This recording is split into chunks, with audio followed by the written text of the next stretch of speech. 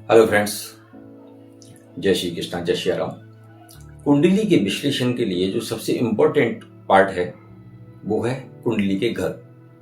जैसा कि मैं पहले की वीडियोज में बता चुका हूं कि 12 राशियां, 12 ग्रह, तो 12 ही कुंडली के घर। जैसा आप स्क्रीन में देख पा रहे हैं, हमारी कुंडली में 12 घर होते हैं। हर एक घर का अपना एक अलग महत्व है। हर एक घर एक अलग चीज डिनोट करता है।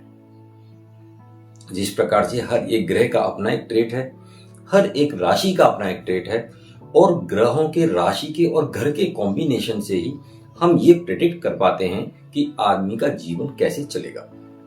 इसमें बहुत सारी चीजें समय के साथ में इंक्लूड होती रहती हैं और हम जान पाते हैं कि हमारा जीवन किस प्रकार से चलना है। अब आपको एक चीज मैं बता देता हूं। सबसे इंपॉर्टेंट जो है वो ये है कि ज्योतिष हमको जीवन जीना सिखाता है, ना कि उपाय। ज्योतिष का मूलभूत सिद्धांत जो है वो है अलाइनमेंट। हमको जीवन में क्या किस समय करना चाहिए, ये सबसे इंपॉर्टेंट है, ना कि ये कि हम ये काम करके ये बन सकते हैं।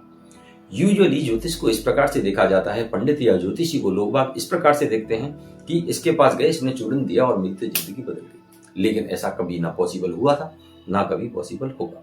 हाँ, हम उपाय से थोड़ा बहुत चीजों को अपने फेवर में या डिसफेवर में कर सकते हैं। ग्रहों की स्थिति को थोड़ा मजबूत या थोड़ा कमजोर कर सकते हैं, लेकिन इसका मतलब ये नहीं है कि ग्रह जिस स्थिति में बैठा हुआ है कुंडली में वो तो वैसे फल देगा ही देगा।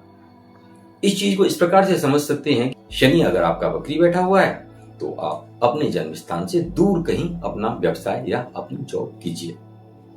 इसी को ज्योतिष कहते हैं और यही काम करता है। मैं आपको कभी भी ये प्रॉमिस नहीं दिला सकता कि इसको करने से ये चीजें हो जाएंगी या इसको करने से आपको ये फायदा हो सकता है। हाँ, इनमें कुछ चीजें इस प्रकार से होती हैं कि आप अभी मान लो मार्केटिंग का काम कर रहे हैं और आपको मैन्युफैक्चरिंग का काम ज्योतिष दिखाता है, तो उसके ऑल्टरेशन में हम लोग कुछ चीजों का चेंज करते हैं आपकी प्रोफाइल में ही, और उसके अकॉर्डिंग आपको बेटर रिजल्ट मिल जाते हैं। बेस्ट नहीं, थोड़े बेटर जो आज चल रहे हैं। मतलब ज्योतिष आराम दे सकता है, डेस्टिनी चेंज नहीं कर सकता। इसी के साथ हम आज एक नए विषय पर बात स्टार्ट कर रहे हैं जिसका नाम है कुंडली। कुंडली के 12 घर। कुंडली में घरों की बहुत ही ज्यादा अहमियत होती है। जैसे फर्स्ट घर होता है वो आपको स्वयं को दिखाता है।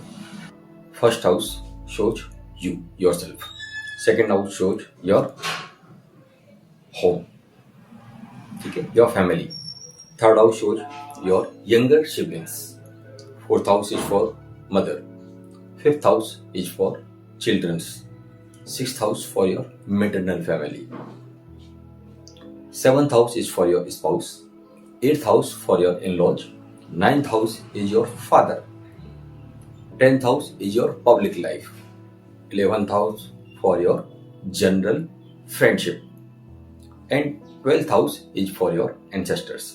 इसी प्रकार से ये रिश्तों के संबंध में हमने कुंडली की बात की कि 12 घर कुंडली के कौन कौन से रिश्तेदारों को हमारे को दिखाते हैं। इसी के अकॉर्डिंग अगर हम बात करते हैं ट्रेड्स की, तो पहला घर बताता है आपको, आपकी पर्सनालिटी को, और आप कैसा जीवन जीने वाले हो, आप कैसे दिखते हो, आप क्या करोगे, आपके पास पैसा कितना होगा। ये सारी चीजें फर्स्ट हाउस से हम देखते हैं।